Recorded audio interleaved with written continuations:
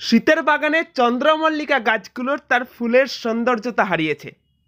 আজ ফেব্রুয়ারি মাসের second week. এই সময় আপনার যে সমস্ত শীতের বাগানের চন্দ্রমল্লিকাগুলোর খুব সুন্দর ফুল হয়েছিল, সেই সমস্ত গাছ প্রায় মৃতপ্রায়। ফুল শুকিয়ে গেছে, গাছগুলো আস্তে আস্তে শুকোতে শুরু করেছে। এই সময় এই গাছগুলোর কি পরিচর্যা করবেন? অনেকেই ভাবছেন গরমকাল আসছে, এই সময় শীতের গাছের কি পরিচর্যা? হ্যাঁ বন্ধুরা, আগামী সিজনের জন্য খুব ভালো ফুল পেতে হলে এই সময় থেকেই আপনার এই চন্দ্রমল্লিকা গাছগুলোতেই খুব সুন্দর করে পরিচর্যার মাধ্যমে এবং পরবর্তী সিজনেও যাতে 500, 1000, 1500 প্লাস ফুল পাওয়া যায়, তার প্রস্তুতি শুরু করে দিতে হবে। নমস্কার বন্ধুরা, ইউটিউব চ্যানেল হোম গার্ডেনে আপনাদের সকলকে স্বাগত। আমি সুপ্রিয়। আজকের এই ভিডিওতে আপনাদের দেখাবো যে কীভাবে এই চন্দ্রমল্লিকা গাছগুলোর মাদার প্ল্যান্ট অর্থাৎ এই যে চারা কীভাবে সংরক্ষণ করবেন এবং কীভাবে স্টেপ বাই স্টেপ পরিচর্যা শুরু করবেন পরবর্তী সিজনের জন্য। প্রথমে যে কাজটা করতে হবে, বিভিন্ন নার্সারি থেকে আমরা বিভিন্ন ভ্যারাইটির চারা এনেছিলাম। এবার এখান থেকে আমাদের পরিচর্যার মাধ্যমে অনেকেই জেনে নিয়েছি যে কীভাবে এর ব্রাঞ্চ ডিভিশন কীরকম, কোনটার ফুল ভালো হয়, কোনটার ভ্যারাইটি কীরকম। এবারে সেইগুলোকে মার্কিং করে ট্যাগিং করে দিতে হবে। যে যে ভ্যারাইটিগুলো খুব সুন্দর ব্রাঞ্চ ডিভিশন দিচ্ছে অর্থাৎ পিঞ্চিংয়ের মাধ্যমে খুব ভালো ডাল আসছে, সেই সব সিলেকশন ভ্যারাইটিগুলোকে পরবর্তী সিজনের জন্য আমাদের সিলেকশন করে ফেলতে হবে। পরবর্তী যে কাজ সেগুলো হচ্ছে ডালগুলো গোড়া থেকে প্রায় 1 বিঘা অর্থাৎ 2 থেকে 3 ইঞ্চি মতো রেখে ওপর থেকে কেটে বাদ দিয়ে দিই। দেখুন, আমি এই যে গাছগুলো কাটছি প্রথমে ট্যাগিং করে নিয়েছি এবং তারপর এইভাবে কাটারের সাহায্যে সমস্ত ডালগুলোকে কেটে বাদ দিয়ে দিন। দেখুন, নিচের গোড়াটা রাখবেন, গোড়া থেকে 2, 3 বা 4 ইঞ্চি মতো ছেড়ে দিয়ে ওপর থেকে কেটে দিন এইভাবে। এবং তারপর যে কেউ লোহার বা জিআই তার দিয়ে ব্যারিকেড করেছিলেন বা জিআই তার দিয়ে যে বেরি পড়িয়েছিলেন সেগুলোকে খুলে ফেলুন। এবং তারপর যে খুঁটিগুলো আমরা দিয়েছিলাম এর আগে, আপনার যে গাছে খুঁটি দেওয়া রয়েছে সেই খুঁটিগুলো খুলে ফেলুন। অবশ্যই প্রথমে কাটার আগে যে সমস্ত ভ্যারাইটিগুলো সিলেকশন ভ্যারাইটি সেগুলোকে ট্যাগ করে নিন। ট্যাগ না দিলে কিন্তু সমস্ত ভ্যারাইটি কিন্তু আবার মিশে যাবে। এটা কিন্তু একটি গুরুত্বপূর্ণ প্রথম কাজ। দ্বিতীয় কাজ হলো এই সমস্ত ডালগুলোকে কেটে এই সমস্ত গাছ সেই জুন জুলাই মাসের সময় থেকে একেবারে ছোট্ট 5 থেকে 7 সেন্টিমিটারের ছোট্ট চারা থেকে প্রায় 7-8 মাসের দীর্ঘ সময় ধরে এর পরিচর্যার মাধ্যমে এই এক একটা গাছে 500 থেকে 1000 প্লাস ফুল ফোটানো হয়েছিল এবং আজ তার শেষ। গাছগুলোকে কেটে ফেলে দেওয়া হচ্ছে, এরপরে আবার নির্দিষ্ট সময়ে এই গাছ থেকেই নতুন চারা তৈরি করা হবে এবং সেই চারা গাছ থেকেই আবার 500 প্লাস 1000 প্লাস ফুল ফোটানো হবে। তো শেষ বলে কিছু হয় না, শেষ হলেই আবার নতুন করে তা শুরু হয়। এইভাবেই রোটেশন প্রসেসে সমস্তটা চলছে। তো দেখুন, এই গাছগুলোকে কাটারের মাধ্যমে কেটে ফেলে দিন। নিচ থেকে 3-4 ইঞ্চির ডাল রেখে গোড়াটা রেখে ফেলে দিন এবং গোড়া কাটার সময় খেয়াল করবেন সেই গোড়ার পাশ থেকে ছোট ছোট রানার বেরোতে শুরু করেছে, নতুন চারা বেরোতে শুরু করেছে। সেইগুলো থেকেই আবার নতুন করে চারা তৈরি করা হবে। তো আমিও এখানে বেশ কয়েকটা টব পরিষ্কার করে গাছের ডালগুলোকে বাদ দিয়ে এখানে যে খুঁটিগুলো রয়েছে সেই খুঁটিগুলোকে পরিষ্কার করে এক জায়গায় রেখে দিতে হবে। এগুলো আবার সামনের বছরের জন্য লাগবে।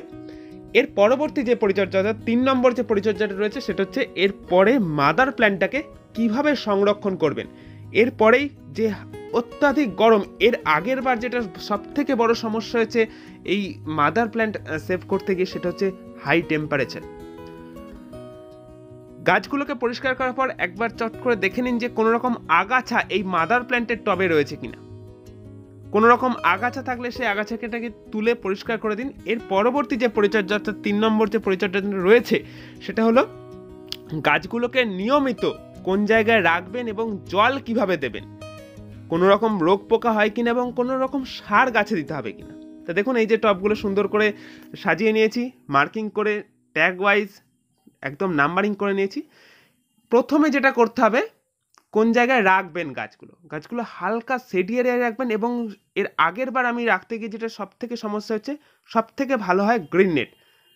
কারণ এর পরবর্তী ঠিক 1.5 থেকে 2 মাস পর যে টেম্পারেচারটা আসবে, রোদের যে অত্যাধিক গরম, সেই গরম কিন্তু গাছ নিতে পারে না। বা সব থেকে ভালো হয় কোনো যদি ওপরে নারকেল গাছ বা এই ধরনের গাছ থাকে সেই গাছের তলায় রাখুন। বা সব থেকে ভালো হয় যদি শেড নেট দিতে পারেন, 50% শেড নেট গ্রিন নেট দিয়ে সেট করে নিন। এরপর এই প্রথমেই যে কোনো একটা ফাঙ্গিসাইড, বাগানের যে কোনো ফাঙ্গিসাইড, আমি অ্যামিস্টার টপ 2 ml 1 লিটার জলে গুলে প্রত্যেকটা গাছে ভালো করে, গাছের গোড়া দিয়ে, গাছের ডাল দিয়ে একদম সুন্দর করে ছোট ছোট যে রানারগুলো রয়েছে সেই সমস্ত একদম ভালো করে ভিজিয়ে দিন। এতে কী হবে, কোনো রকম ডাইব্যাক বা ছত্রাকজনিত আক্রমণ গাছে থাকবে না। প্রত্যেক দিন এই সময় নিয়মিত জল দিন, গাছ একেবারে টব ভর্তি করে। এরপরে যেটা সার হিসাবে কি দেবেন, কোনো রকম সার দেওয়ার দরকার নেই, শুধুমাত্র 2 থেকে 3 বার কি দেবেন, যখনই দেখবেন যে এই ঠিক দিন 10-15 পর কাটার এই যে ডালগুলো কেটে দিলাম, এর ঠিক দিন 10-15 পর ছোট্ট ছোট্ট রানার বেরোতে শুরু করবে এবং টব ভরে যাবে, শাকের মতো ছোট্ট ছোট্ট গাছে ভরে যাবে। নিয়মিত জল দেবেন। তখন কি হবে, একদম পাতলা করে খোল জল এবং কাঁচা গোবর, ধরুন 200 গ্রাম খোল এবং 200 গ্রাম কাঁচা গোবর একসাথে পচিয়ে দিন এবং একেবারে তরল করে পাতলা করে লিকুইড করে গাছে, প্রত্যেকটা গাছে 2-3 দিন ছাড়া ছাড়া, 3 দিন পচান, তারপর 2-3 দিন ছাড়া ছাড়া গাছে দিয়ে দিন, ব্যাস। তাহলে দেখবেন একদম সুন্দর আপনার মাদার প্ল্যান্ট টব ভর্তি হয়ে গেছে। তারপর আবারও বলছি, এরপর যে গরমটা আসছে সেই গরম কিন্তু এই গাছ সহ্য করতে পারে না। অবশ্যই 50% গ্রিন নেট বা কোনো নারকেল জাতীয় গাছ বা কোনো গাছের শেডে তলায় যদি রাখতে পারেন সব থেকে ভালো হয়, সুন্দর মাদার প্ল্যান্ট থাকবে। এরপর যেটা আসছে সেটা হচ্ছে নতুন পাতা ছাড়তে শুরু করলে গরমে লেদা পোকা বা হালকা বৃষ্টি হলে লেদা পোকার আক্রমণ হয়, সেক্ষেত্রে ওষুধ স্প্রে করবেন। জাব পোকার আক্রমণ হয়, সেক্ষেত্রে ইমিডাক্লোপ্রিড গ্রুপের যে কোনো ওষুধ বা ওস্তাদ বা হামলা যদি থাকে সেক্ষেত্রে 2 ml প্রতি লিটার জলে গুলে গাছে স্প্রে করে দিন।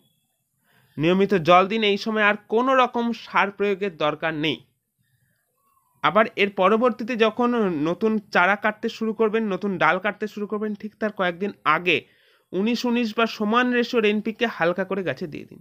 এই অত্যাধিক গরম, এই সময় গাছ বেশি খাবার নিতে পারবে না, হালকা করে খাবার দিন। জলটা সব সময় গাছে বুঝে দেবেন, কারণ অত্যাধিক গরম জলটা যেন মিস না যায়, জল মিস গেলেই কিন্তু মাদার প্ল্যান্ট মরে যাবে। এই ছোট ছোট বিষয়গুলি খেয়াল রাখুন। দেখুন, আমি আরও একটা টব কেটে দেখাচ্ছি কীভাবে ডালটাকে কেটে পরিষ্কার করে সুন্দর করে মাদার প্ল্যান্টটাকে এইভাবে সেভ করুন সামনের সিজনের জন্য। ঠিক জুন জুলাই মাস, বা আপনারা যদি আগে শুরু করতে চান আগে শুরু করতে পারেন। জুন জুলাই মাসে আমি শুরু করি, সেই সময় গাছ নতুন করে কাটিং করে তারপর আবার নতুন করে গাছ তৈরি শুরু হবে। এই ছিল সম্পূর্ণ পদ্ধতি চন্দ্রমল্লিকা করার।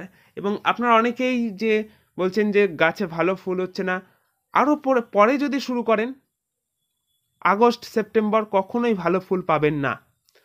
পম্পম চন্দ্রমল্লিকা জুন জুলাই বা তারও আগে শুরু করে দিতে পারলে সব থেকে ভালো হয়। বন্ধুরা, এই ছিল আজকের ভিডিওর বিষয়বস্তু। এইভাবেই আপনার পছন্দের চন্দ্রমল্লিকা জাতগুলোকে সংগ্রহ করে রাখুন। দেখা হচ্ছে পরের নতুন ভিডিওতে নতুন টপিকের সাথে। ভিডিওটি সম্পূর্ণ